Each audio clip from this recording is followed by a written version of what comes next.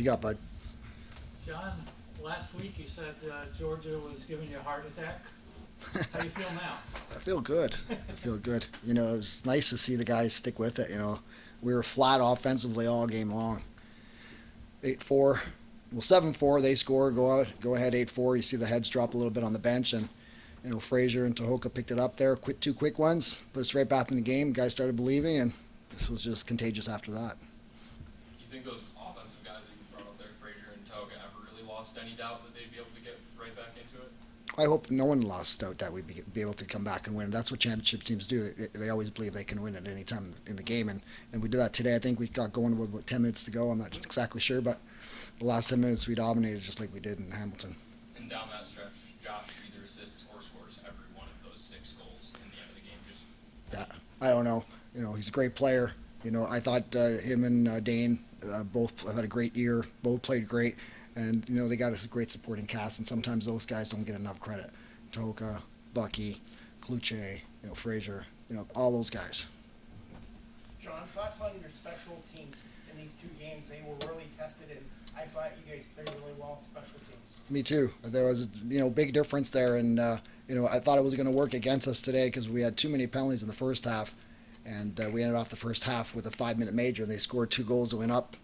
I think by 6-3 at halftime. So I thought it's going to be like the same thing that happened in Hamilton, but you know it didn't. And the second half, I don't think they scored a power play goal. I think they didn't have as many chances. I think maybe 1 or 2 power plays as opposed to 5 in the first half. But man down and power have been awesome, and sometimes that's the difference in the game.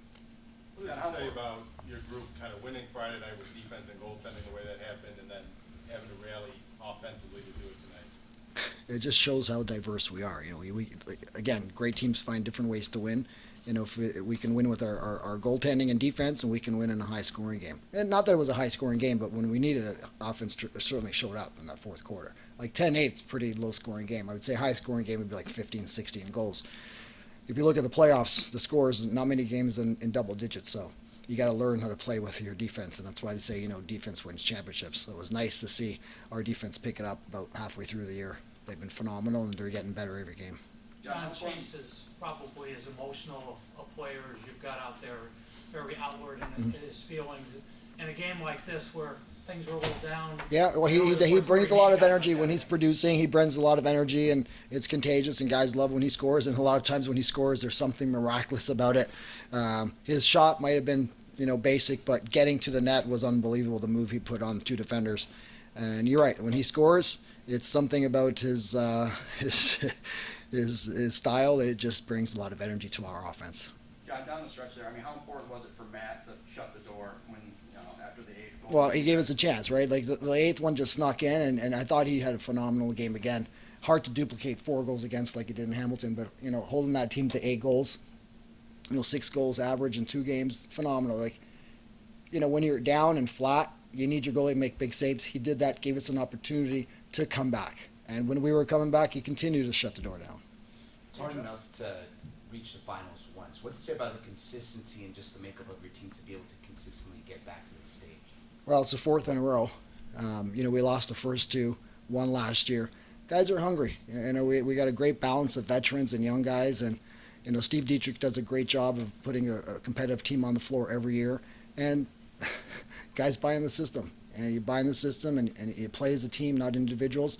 Great things can happen. You know, this series could have gone either way. It's 2 great teams, and we found a way to win. You know, we found a way to win with our defense in the first 3 quarters, found a way to win, you know, with our offense in the 4th quarter.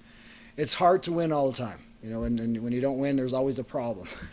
And, you know, we're fortunate to make the finals 4 times in a row.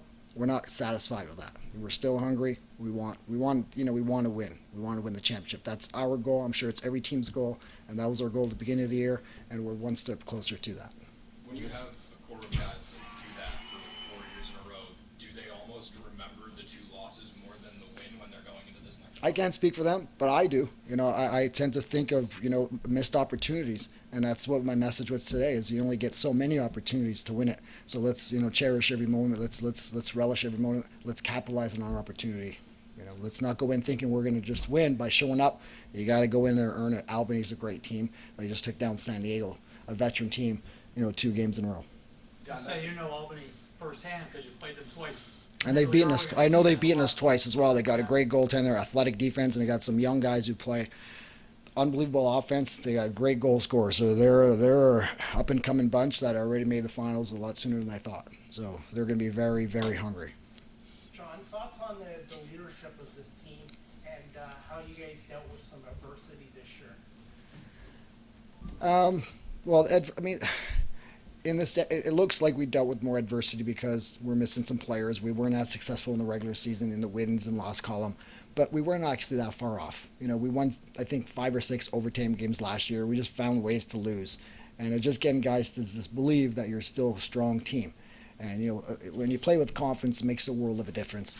And once we got our confidence back, we found ways to win again, and that was the main difference. And we got enough veterans like Priolo, Weiss, Matt, Annette, Dane, and Josh. We got Bucky. Like the list goes on. And not only are they great leaders, in the change room, they're great leaders on the floor. They lead by example, and they earn their stripes with what they do on the floor. Thanks, JT. Thanks, guys. Good job.